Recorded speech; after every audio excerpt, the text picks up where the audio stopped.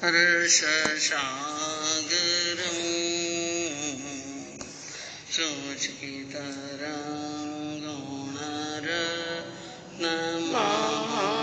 सुचितरङ्गोणरत्नमहाकरं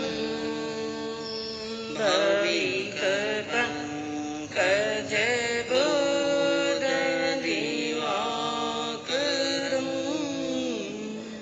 प्रतिदिनं प्रणमामि जिनेश्वरं प्रतिदिनं प्रणमामि जिनेश्वरं। सर्वज्ञ सर्वदर्शी चरम तीर्थंकर अहिंसा के अवतार विश्व वंदनीय शासनपति श्रमण भगवान वर्धमान महावीर के पावन चरणों में कोटि कोटि वंदन। हृदय के अनंत अनंत आस्था के केंद्र, संयम धन के दाता, संसार सागर से तिरने का सन्मार्ग बताने वाले पूज्य गुरु भगवंत श्रमण सूर्य दिव्य विभूति 1008 श्री मरुधर के श्री मिश्रीमल जी महाराज साहब के पावन चरणों में कोटि कोटि वंदन। अहिंसा दिवाकर लोकमान्य संत शेरे राजस्थान वरिष्ठ प्रवर्तक पूज्य गुरुदेव श्री रूपचंद जी महाराज साहब के पावन चरणों में कोटि कोटि वंदन। मरुधरा भूषण संत शिरोमणि पूज्य प्रवर्तक गुरुदेव श्री सुकन मुनि जी महाराज साहब के पावन चरणों में कोटि कोटि वंदन। साधना की प्रतिमूर्ति सद्गुणों की उपासिका सरल मना शांत दांत गंभीरा गुरुवरिया माँ सती श्री सज्जन कंवर जी महाराज साहब के पावन चरणों में कोटि कोटि। धर्म प्रेमी बंधुओं, शीलवती माता बहनों, संसार की भव्य आत्माओं को उपदेश देते हुए सर्वज्ञ भगवान महावीर ने मनुष्य जीवन की दुर्लभता और क्षण भंगुरता के बारे में बहुत उपदेश फरमाया। आज हमारी धर्म सभा के बीच में गुड़वानचेरी से आए श्रीमान श्रद्धानिष्ठ सुश्रावक मेघराज जी साहब, दिनेश कुमार जी बलगट, और इसी चातुर्मास के अंदर मेघराज जी के सुपुत्र सज्जन राज जी बलगट का युवा अवस्था में देहावसान हो गया। शारीरिक कारण एक्सीडेंट हो गया था। आपने बहुत इलाज कराया, खूब पैसा खर्च किया, खूब सेवा की, लेकिन कहते हैं कि जिनके अंतिम समय का काल का निश्चित हो जाता है उनको बचने और बचाने की ताकत तीर्थंकर में भी नहीं है। आपने ये बात अच्छी तरह से सुनी। और श्रीमान सज्जन राज जी, स्वर्गीय श्री सज्जन राज जी बलगट एक ऐसे धर्मात्मा, एक ऐसे कर्मठ कार्यकर्ता जो ताम्रम से लगाकर एसपी कोयल तक आने वाले साधु संतों की विहार की सेवा में हमेशा तत्पर रहने वाले, और साधु संतों के विहार में 2, 4, 5 जनों की ऐसी ड्यूटी है, चाहे और वो ऐसा रास्ता है गुड़वानचरी ताम्रम सिंह बरुमाल कोयल जंगलपेट की महीने में 4-5 ग्रुप साधु संतों के उन रास्ते से निकलते हैं। और मंदिर मार्गी हो, तेरापंथी हो, स्थानकवासी हो, और ज्यादातर मंदिर मार्गी साधु संतों का विचरण ज्यादा होता है।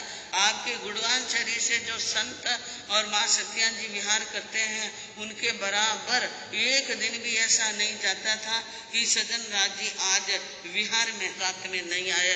उनकी सेवा भक्ति, उनकी विहार की सेवा, उनकी धर्म की श्रद्धा बहुत ही सराहनीय है।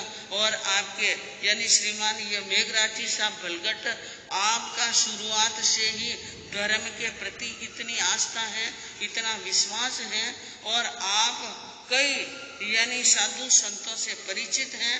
और चातुर्मास के अंदर आधा चातुर्मास आप सोजत रोड में आपका घर है, मारवाड़ के अंदर, वहाँ भी आप यानी जाते हैं, चातुर्मास के अंदर 2 महीना लगाते हैं। धर्म की बहुत संस्कार और प्रभावना आपके परिवार में होती है। इस कारण से सज्जन राज जी भी धर्म प्रभावना में पीछे नहीं थे। तो ऐसे एक श्रावक का हो जाना बंधुओं, हमारे साधु संतों के लिए भी एक श्रावक की, एक श्रद्धानिष्ठ सेवा भावी श्रावक की बहुत कमी हुई है। और कहते हैं कि ये कमी जो होती है बहुत दुखदायी होती है। और आपके परिवार के अंदर, आपके घर के अंदर ये जो कमी हुई है, इस कमी को यानी मैं यही कह सकती हूँ, परमात्मा से प्रार्थना करती हूँ कि आपके अंदर इतनी हिम्मत। और ये हमारे दिनेश जी तो बहुत ज़्यादा आर्त ध्यान नहीं करना चाहिए आपको। आप शांति बनाए रखें, हिम्मत रखें। और आप खुद धर्म के इतने जानकर, आपके छोटे भाई थे सज्जन राज जी, दिनेश कुमार जी के छोटे भाई थे। आप साधु संतों से जुड़े, कॉन्फ्रेंस से जुड़े हुए हैं दिनेश जी। और आपने अपने भाई के लिए बहुत सेवा की। और सबसे ज़्यादा इनके बारे में सुना, माता पिता को दुख है, लेकिन माता पिता बेटे के खोने के दुख में दुखी है, फिर भी बहुत हिम्मत रख रहे हैं। और आप इस प्रकार हिम्मत नहीं हारनी है, आर्त ध्यान नहीं करना है, धर्म ध्यान करना है। आज पहली बार हमारी धर्म सभा में आए हैं। मैं आपसे यही कहना चाहती हूँ कि गुरुदेव का नाम लेकर, परमात्मा का नाम लेकर उन दिवंगत आत्मा की शांति के लिए प्रार्थना करें और मोह को कम करें। क्योंकि हमारी आत्मा को रुलाने वाला, भटकाने वाला कौन है? मोह है। और आपने दीपावली पर सुना, भगवान महावीर के मोक्ष में पधार जाने के बाद में गौतम स्वामी ने कितना मोह किया और कितना उन्होंने आर्त ध्यान किया था। लेकिन बंधुओं, मोह कभी भी जीवन में कल्याणकारी नहीं होता है। मोह और लोभ ये दोनों ही जीवन के अंदर जन्म मरण को बढ़ाने वाले होते हैं। आप धर्म के जानकार हैं, आप तत्व और आगमों के तत्वों को जानते हैं। हमारा यही प्रेरणा है कि आप हिम्मत रखें और शांति रखें जीवन के अंदर। तो प्रसंग चल रहा था बंधुओं कि लोभ, इन लोभ के बारे में श्रवण कर रहे थे कि लोभ को मारवाड़ी में कहा जाता है, लोभ ने थोब को नहीं। थोब यानी रोको नहीं है, रुकता नहीं है, हाँ चलता रहता है। इनके कोई यानी सीमा नहीं है लोभ की। इसलिए भगवान ने कह दिया आकाश समा अनंतिया, आकाश के समान अनंत यानी इच्छाएं होती हैं लोभी व्यक्ति की। और उनके सामने सब जगम जयी तुभम, सारे जगत का, विश्व का धन रख दे और सारे सब वावी धनम करे, सभी धन और सभी धान्य, विश्व का धन और विश्व का धान्य एक अकेले व्यक्ति के सामने रख दे तो भी अपजक्तम, पर्याप्त नहीं है, लोभी व्यक्ति के लिए पर्याप्त नहीं है। और वो सारा धन मिलकर के और सारा धान्य मिलकर के नेव ताणाय तम तवम, उनकी रक्षा नहीं कर सकते। धन से मनुष्य की रक्षा नहीं होती है और धान्य से भी मनुष्य की रक्षा नहीं होती है। और बताया परिणाम आपने सुना दृष्टांत के द्वारा कि मनुष्य का लोभ जागृत होता है तो सर्व जनक दोषाणा, जनक सर्व दोषाणा और गुणग्रसन राक्षस।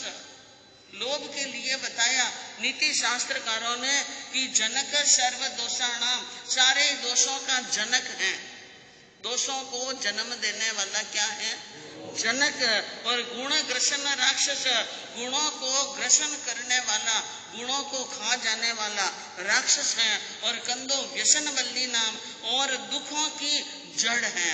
लोभ सर्वार्थ बाधक, लोभ तो सभी अर्थों में बाधक बनता है, सभी स्थान पर बाधक बनता है। लेकिन कहते हैं कि एक बार इसमें पड़ जाता है ना व्यक्ति, जब तक यानी वो अपने जीवन के अंदर पूरा पतन न हो तब तक उनके जीवन में संभलना मुश्किल है। इसलिए ज्ञानी समय समय पर उपदेश देते हैं, आपको दान की प्रेरणा देते हैं, मानव सेवा की प्रेरणा देते हैं, आपको तरह तरह से जगाते हैं कि आप धन का लोभ कम कर अपने धन का त्याग, क्योंकि त्यागार्जनम सुखम, त्याग करने में सुख है। धन प्राप्त किया तो अर्जन किए हुए धन का त्याग भी करना जरूरी है। मारवाड़ में कहते हैं कि कुआं होता है ना, पानी का कुआं, उन कुएं में से पानी निकालते जाते हैं, निकालते जाते हैं, निकालते जाते हैं, तो नया पानी कुएं में आते रहता है। और कुएं में पानी निकालना बंद कर ले तो पानी क्या हो जाता है? हाँ, वहाँ शहर बंद हो जाती है और कुआं सूख जाता है और पानी आना बंद हो जाता है। इसी प्रकार है यह धन, इनको जितना निकालते रहेंगे उतना ही घर के अंदर आता रहेगा। तो बताया जीवन के अंदर धन से यानी थोब तो नहीं है, लोभ का कोई थोब नहीं। एक बार एक सेठ जी ने अपने बड़े मुनीम जी से कहा, मुनीम जी मेरे पास में जितना धन है उन सारा धन को आप हिसाब लगा लो कि कितना धन है मेरे पास। क्या लगा लो? हिसाब लगा लो, धन कितना है। धन बहुत था सेठ जी के पास में, इसलिए हिसाब लगाने का कहा। और कहा मुनीम जी ने कि सेठ जी धन तो आपके पास में बहुत है, कि बहुत है तो कोई बात नहीं, 2 दिन 4 दिन 5 दिन 10 दिन लगने दो, लेकिन एक बार मुझे ये बता दो कि ये मेरे पास में जो धन है वो कितना है, और इनका सारा हिसाब लगा करके मुझे बता दो कि धन कितना है। अब मुनीम जी ने हिसाब लगाना शुरू किया, लगाया लगाया लगाया, और उसके बाद में क्या हुआ, एक दिन मुनीम जी ने आकर के कहा, सेठ जी इतना धन है आपके पास में, इतना धन है कि आपकी 7 पीढ़ियां बैठी बैठी खावे। हाँ, आपकी 7 पीढ़ियां बैठी बैठी खाए तो भी यह धन समाप्त होने वाला नहीं। सेठ जी ने कहा, क्या कहा? वापिस कहो। कि यही बात है कि 7 पीढ़ियां आपकी बैठी बैठी खाए तब तक तो धन घुटने वाला नहीं। सेठ जी ने कहा, मुझे ये बताओ 7 पीढ़ियां तो बैठी बैठी खा लेगी, लेकिन 8वीं पीढ़ी का क्या होगा, 9वीं पीढ़ी का क्या होगा? उन्होंने कहा, मुनीम जी ने कह नहीं सकते कि 8वीं पीढ़ी 9वीं पीढ़ी का क्या हो सकता है, यानी 8वीं पीढ़ी 9वीं पीढ़ी आपकी पूरी कंगाल हो सकती है और रोड पर आ सकती हैं। यह बात सुनी तो सेठ जी के दिमाग में बड़ा टेंशन घुस गया। मेरी 7वीं पीढ़ी तक तो सब आराम रहेगा, लेकिन 8वीं पीढ़ी और 9वीं पीढ़ी आएगी तब तक धन क्या हो जाएगा, समाप्त हो गया। बहुत चिंता लगी, बहुत चिंता लगी, और सेठ जी को एकदम चिंता, दुकान घर से बुलावा आया कि भोजन तैयार है, भोजन करना है, लेकिन अब उन्होंने कहा मुझे भोजन करने की इच्छा ही नहीं होती, क्योंकि मेरी 7वीं 8वीं पीढ़ी 8वीं पीढ़ी क्या हो जाएगी, कंगाल हो जाएगी। लेकिन बार बार समाचार आ रहे थे और मुनीम जी ने कहा, देखो सेठ जी ये तो दुनिया में चलता रहता है, कौन लखपति कौन करोड़पति, ये तो लक्ष्मी चंचल है और लक्ष्मी का कोई भरोसा नहीं है। आप चिंता न करें, आप घर पर जाए भोजन करें। अब सेठानी इन बात से बहुत परेशान थी कि सेठ जी लोभी नहीं, अत्यंत लोभी, ऐसे लोभी, बार बार समझाने पर भी नहीं समझते थे। घर पर तो आए और घर पर आकर सेठ जी का उतरा हुआ मुंह देखा, सेठानी ने थाली परोस देखा, क्या बात हुई, आज तबीयत ठीक नहीं है? कि तबीयत क्या ठीक होती है, सारा दिवाला ही निकल गया। अरे हुआ क्या? अरे क्या है, 7 पीढ़ियां तो आराम से रहेगी, लेकिन 8वीं 9वीं पीढ़ी हमारी कंगाल हो जाएगी। सेठानी जानती थी सेठ जी की आदतें अच्छी तरह से। उसने कहा, ये तो बहुत बुरा हुआ, ये तो क्या हुआ, ये तो बहुत बुरा हुआ कि हमारी अगली पीढ़ियां कंगाल हो जाएगी। तो कहा अभी क्या करना? कहा आप कोई सेठानी आप कोई सलाह दो। कि सलाह तो क्या है कि ऐसे करते हैं हम कि ये जो आपने बात बताई इससे तो मेरा भी मन बहुत दुखी हो रहा है और मैं यूं सोचूं क्या करें क्या नहीं करें। ऐसा करें हम ब्राह्मणों को भोजन कराएं। क्या कराएं? ब्राह्मणों को भोजन कराएं, दान करें थोड़ा बहुत, ताकि हमारी 8वीं पीढ़ी तक पुण्य पहुंचे। सेठानी ने आइडिया निकाला। मैंने कहा ठीक है, अब दान पुण्य करना है, किसको करना? ब्राह्मणों को बुलाना। या ब्राह्मण लोग कहाँ रहते हैं, कैसे बुलाना? कि देखो जो ब्राह्मण है उनको घर पर जाकर के पहले निमंत्रण देना पड़ता है। निमंत्रण देना, उनको यहाँ बुलाना, आदर सहित बिठाना, बढ़िया मेवे मिष्ठान के भोजन कराना, दान दक्षिणा देना। कहा जाओ जल्दी जाओ, सबसे पहले जाओ सेठानी जी, सबसे पहले ब्राह्मणों को भोजन कराने के लिए आमंत्रण देकर के, निमंत्रण देकर के आओ और उनको यहाँ आने के बुलावा दे दो, उसके बाद में ही भोजन करेंगे। अब सेठानी गई ब्राह्मणों के मोहल्ले के अंदर और वहां जाकर कहने लगी भाई भोजन करने के लिए हमारे घर पर पधारो, हमारे घर पर पधारो। ब्राह्मणों ने कहा हमारे तो आज फलाने सेठ के वहां से बुलावा आया है, उनके वहां से बुलावा आया है, क्योंकि सुबह जल्दी बुलावा आ जाता है तो हम भोजन करने के लिए नहीं आएंगे। सेठानी आई वापिस। सेठानी आई, सेठानी ने कहा कि सेठ जी वो ब्राह्मण तो भोजन करने के लिए आने के लिए तैयार ही नहीं है, मुझे तो बहुत चिंता हो रही है। कहा क्यों तैयार नहीं है? कि उनके आज के भोजन का बुलावा आ गया है। तो सेठ जी ने कहा भोड़ी सेठानी, आज का बुलावा आ गया तो कोई बात नहीं, कल का बुलावा दे दो, आज ही दे दो कल का बुलावा और उनको स्वीकार करा दो, बुलावा देके आ जाओ, वापिस जाओ। सेठानी वापिस गई और उन ब्राह्मणों को कहा कि आज आपके बुलावा आ गया तो कोई बात नहीं, लेकिन कल आप हमारे यहाँ पर भोजन करने के लिए पधारना। तो ब्राह्मणों ने कहा कल की हम चिंता नहीं करते। क्या नहीं करते? कल की चिंता नहीं करते। कल का सूरज उगेगा, कल हम यानी रहेंगे, तो कल जब बुलावा आएगा तो हम भोजन करने के लिए जाएंगे। इस प्रकार बात कही तो पंडितों की बात सुन सेठानी ने सेठ जी को बात कही। पंडित जी यानी सेठ जी वो पंडित लोग कल के लिए आज चिंता नहीं करते, कल के लिए वो आज भोजन का निमंत्रण स्वीकार नहीं करते हैं। इस प्रकार की बात कही है। तो अब सेठ जी विचार करने लगे कि उनको कल की चिंता नहीं है, उनको कल की चिंता नहीं है और मैं किसकी चिंता कर रहा हूँ? हाँ, अरे 7 पीढ़ियों की चिंता कर रहा हूँ, जो कल की चिंता नहीं करने वाले, और मैं 7 पीढ़ियों की चिंता करने वाला, कहाँ तो मैं और कहाँ वे ब्राह्मण। देखो जब बदलने का समय आता है ना और बदलने का योग संयोग बैठता है तो मिनटों में काम जम जाता है। सेठ जी ने अपने मन के अंदर सोच लिया, अपने मन में सोच लिया कि जब ब्राह्मण लोग कल की चिंता नहीं करते हैं तो मुझे चिंता करने की आवश्यकता नहीं है। विचार बदल गया सेठ जी का और दिमाग में जो चिंता थी वो चिंता क्या हो गई, निकल गई और सेठ जी का मन और दिमाग दोनों ही हल्के हो गए। वही है बंधुओं, कहने का मतलब कि मनुष्य का जन्म पाया है और मनुष्य के जन्म के अंदर पाकर के हमें अपने जीवन के अंदर सबसे पहले आत्म कल्याण और जन्म जीवन का लक्ष्य क्या है उसकी तरफ बढ़ना चाहिए। लेकिन मनुष्य क्या कर रहा है? अरे 184 भटकत मिनक जमारो पायो जी, 184 भटकत मिनक जमारो पायो जी।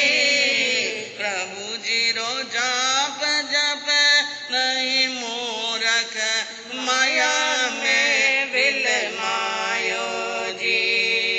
प्रभु जी रो जाप जप नहीं मूरख, माया में विल मायो जी।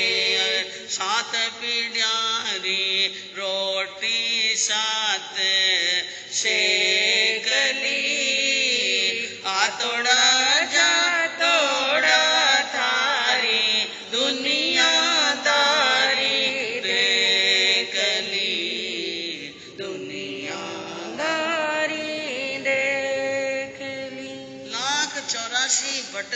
भटकत और मिनक जमारो पाए। यह मनुष्य का जन्म मिला 1,84 भटकने के बाद में और वापिस एक बार चूक गए ना। हाँ, तो आगे 84 के दरवाजे क्या है? सब खुले पड़े हैं। एक व्यक्ति 1,84 लाख योजन के परकोटे के अंदर घुस गया और वहां अंदर वो चल रहा है, आंखों से दिख नहीं रहा है उनको, इसलिए बार बार ठोकरें खा रहा है, बार बार कांटे चुभ रहे हैं, बार बार नीचे गिर जाता है, बार बार लुढ़क जाता है। चलते चलते चलते चलते घूम रहा है, भटक रहा है, लेकिन उनको रास्ता नहीं मिल रहा था, बाहर नहीं निकल सकता है। ऐसे क्या करते हैं, एक उसी यानी परकोटे में और भी कुछ लोग चल रहे थे।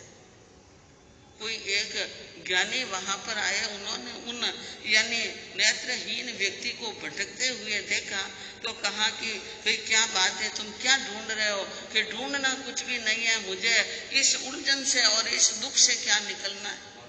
हाँ, यहाँ पर कांटे हैं, कंकर हैं, खड्डे हैं और मुझे झाड़ियों में फंस जाता हूँ, इसलिए मुझे बाहर निकलना है। कहा भाई देख, ये बात है, जहाँ तुम यहाँ पर भटक रहे हो 84 लाख योजन का परकोटा है। कितने योजन? 84 लाख योजन का परकोटा है। इन परकोटे को कोई तुम्हें हाथ पकड़कर बाहर नहीं निकाल सकते, लेकिन एक तरकीब है। एक क्या है? एक तरकीब बताऊं, एक उपाय बताऊं, और वो उपाय तुम अगर बराबर कर लो तो परकोटा से बाहर निकल सकते हो, क्योंकि ये 84 लाख योजन के परकोटे के दरवाजा एक ही है। कितने हैं? एक ही है। इसलिए तुम्हें मैं हाथ पकड़ करके परकोटे की दीवार तक ले जाऊं और तुम दीवार के ऊपर हाथ रखते रखते रखते रखते चलते जाओ, चलते जाओ, चलते जाओ, जहाँ थक जाओ वहीं पर बैठ जाना, वहीं पर सो जाना, और फिर बाद में जब उठो तो वापिस उसी दीवार के हाथ लगाकर वापिस अपनी यात्रा शुरू कर लेना। इस प्रकार चलते जाओ, चलते जाओ, चलते जाओ। जिस समय तुम्हें यह लगे कि दीवार खत्म हो गई तो तुम क्या निकल जाना, बाहर निकल जाना। इस प्रकार ये बात उन्होंने बताई और दीवार के हाथ लगवा दिया और कह दिया ये 84 लाख योजन की दीवार है। अब वो दीवार के क्या लग रहा है? हाथ लगा करके चल रहा है, चल रहा है, चल रहा है। अब आप सोचो, उन नेत्रहीन व्यक्ति को 84 लाख योजन के परकोटे की दीवार को पार करने में समय कितना लगेगा? बहुत समय लगेगा, बहुत समय जरूर लगेगा। लेकिन अगर वो परकोटे की दीवार के हाथ और जो विधि बताई उनके अनुसार चले तो कितना ही समय लगे, एक दिन दरवाजे से क्या निकल सकता है, बाहर निकल सकता है और बाहर सुखी हो सकता है। अब वो जा रहा है, दिन भर चलता है, घंटा 2 घंटा 4 घंटा चलता है, विश्राम वहीं पर लेता है, वहीं पर सोता है, और आने जाने वाले कोई उनको भोजन देते हैं तो कर लेता है, पी लेता है, पानी चलता है, चलता है, चलता है, करते करते कई वर्षों की यात्रा, सर्दियाँ, गर्मियाँ, बरसात, कई मौसम बदल गए, निकलते निकलते निकलते अब वो दरवाजा के बिल्कुल नजदीक। जबरीलाल साहब हाँ, नींद मत लीजिए। बिल्कुल दरवाजे के नजदीक पहुंच गया और वहां पर मनुष्य के दुर्भाग्य देखो, मनुष्य के दुर्भाग्य देखो। सुखी होने का नहीं लिखा है ना, तो वो लाख सोच ले तो भी सुखी होना उनके हाथ की बात नहीं है, छुटकारा पाना उनके हाथ की बात नहीं है, क्योंकि ध्येय पक्का होना चाहिए, लक्ष्य पक्का होना चाहिए, निशाना हमारा पक्का होना चाहिए, और विधि और विधान बराबर हो तो वे व्यक्ति संसार के भौतिक कार्यों में भी और आध्यात्मिक जगत में भी सिद्धि प्राप्त कर सकते हैं। वो व्यक्ति निकल रहे हैं और दरवाजा बिल्कुल नजदीक आ गया। उनको उन अनुभवी व्यक्ति ने, ज्ञानी व्यक्ति ने कहा था, जब भी तुम्हें कोई काम हो दीवार से हाथ हटाओ ना तो तुम पैर को रोक देना। क्या बोला? बात समझ रहे हैं आप? दीवार से हाथ हटाओ किसी काम के लिए, पानी पीने के लिए या कुछ खाने के लिए या कुछ भी कार्य के लिए, अपने शारीरिक कार्य के लिए भी अगर हाथ हटाओ तो तुम पैर रोक देना, पैर की गति आगे मत करना। ये बात बताई थी उनको। इसलिए अब वो क्या हुआ कि जैसे ही दरवाजा के बिल्कुल एकदम 1 या 2 कदम पर दरवाजा आने वाला है, उस वक्त उनके सिर में खाज चलती है। सिर में क्या चलती है?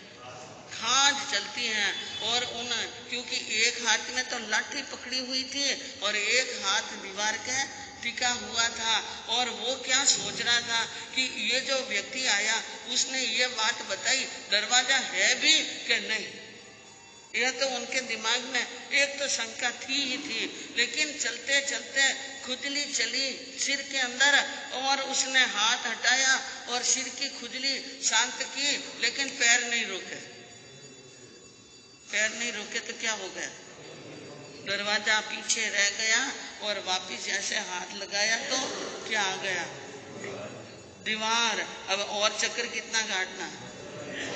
84 लाख योजन का चक्कर काटना है। कितना मुश्किल है। उस व्यक्ति को बताया गया था उनके अनुसार थोड़ी सी चूक कर ली। कितनी सी? थोड़ी सी चूक कितनी बड़ी भयंकर परिणाम लाती है ये समझ सकते हैं बंधुओं। और समझदार व्यक्ति हो तो घर से इनसे बाहर निकल सकता है। इस चक्रव्यूह से क्या निकल सकता है? बाहर निकल सकता है। लेकिन कहते हैं कि मनुष्य ऐन मौके पर प्रमाद करता है। ऐन मौके पर क्या करता है? हाँ, 84 लाख योजन फिरने के बाद में प्रमाद कर लिया, सीख के ऊपर चिंतन नहीं किया, इस कारण से उनको वापिस चक्कर काटना पड़ेगा। मैं आपसे पूछूं, उसने एक चक्कर काटा पूरा, दूसरा और काटना पड़ सकता है। हो सकता है कि दूसरी बार में निकल जाए और तीसरी बार में निकल जाए, लेकिन हमने कितने चक्कर काटे? उनका 1 लाख योजन, 84 लाख योजन, और हमारे 84 लाख जीवा योनि और 84 लाख जीवा योनि और 84 लाख जीवा योनि में यह मनुष्य भव दरवाजा है। मनुष्य भव क्या है? दरवाजा है। मानने की बात है, यह दरवाजा है। हम इन दरवाजे से बाहर निकल सकते हैं, हमारी आत्मा का उद्धार कर सकते हैं। लेकिन प्रमाद हमें छोड़ता नहीं है। इन दौलत में फंसा हुआ, धन और माया में फंसा हुआ जीव, चाहे आप 100 बात कह दो, लोभ नहीं, लालच नहीं, तृष्णा नहीं है। बाबूजी माने कहीं हाथ नहीं ले जाओ, मैं हैंग जाना इन चीज ने जन कहना रोना भाई। बोलो, दौलत तुम्हारी रहेगी यहीं पर, दौलत तुम्हारी रहेगी यहीं पर, शोहरत तुम्हारी रहेगी यहीं पर, शोहरत तुम्हारी रहेगी यहीं पर। नहीं साथ जाता है, नहीं साथ जाता है, खजाना किसी का नहीं चाहिए, दिल दुखाना किसी का नहीं चाहिए, दिल दुखाना किसी का। यह दौलत और ये शोहरत सभी यहीं पर रहने वाली है। जाते वक्त यहाँ से कुछ भी साथ में नहीं ले जा सकते हैं, नहीं लेके गए हैं, न ले जा रहे हैं, न ले जा पाएंगे। यह बात आप अच्छी तरह से जानते हैं। लेकिन एक तर्क होता है आप लोगों का, बाजी में माण वास्ते थोड़ी करा, मैं माण वास्ते नहीं करा, किन वास्ते करा?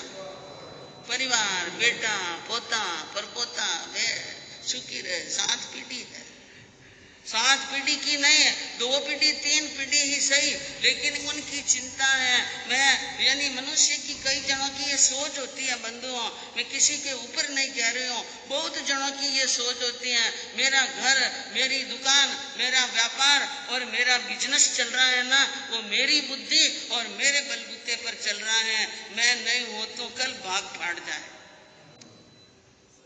सब काम रुक जाएंगे। मान लो हो सकता है कई प्रतिशत तक आप सही होंगे, आप सही होंगे कि आपके अनुभव, आपकी बुद्धि और आपकी व्यापार पद्धतियों के अंदर वो इतने पारंगत नहीं है, लेकिन ठोकर लगने के बाद में अपने आप ही क्या आ जाते हैं, अपने आप रास्ते पर आ सकते हैं, अपने आप मान सकते हैं। लेकिन कहने का मतलब क्या है कि वो अपने दिल में ये बात बसा चुके हैं कि मैं नहीं रहूंगा तो व्यापार बराबर होने वाला नहीं है। मैं क्यों, दुनिया में करोड़ों अरबों आए, अनंत आत्माएं आई, अनंत गई, जा रही हैं, क्या दुनिया खत्म हो गई क्या?